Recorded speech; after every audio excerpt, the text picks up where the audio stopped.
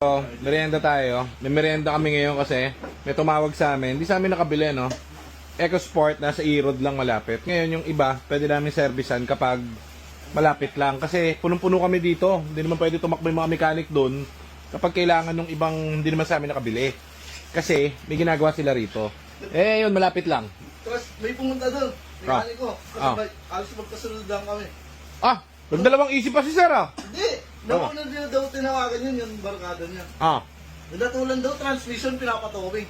Manual yun eh. Paano maging transmission yun? Yung ginawa ko, kinay-voltay ko muna. Ngayon, papagawa lang natin yung rubber mo.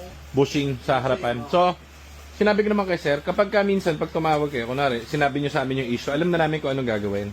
Kaso minsan, kapag hindi pa na-scan, pag automatic, hindi natin pwede dalhin lahat ng laman na itong shop papunta sa inyo. Kaya kailangan determined natin. Eh yun, determine agad namin yung problem. Pinapunta ko to, si Osilito, sa Iro, di ba? Wala pang 5 minutes, tapos na. O, di, meron kaming pang Angel's Burger. Thank you, Sir, ha, salamat. Babalik mo sa amin yung kotse mo, Sir, ha? Ano babalik niyan? Hindi pang samantagal yan. Oo. Tumirik daw dun sa Irod, eh. Sabi ko, sino ba to, Sir? Ah, hindi, nag-aabaka sakali lang, baka matulungan. Ah, pwede naman, malapit ka lang, eh. Sige, sige. Tara, ito ng training, manual yun. Nga, kita mo naman. Meron kami Angus Burger. At maray. Ang ayos daw. Just hotdog.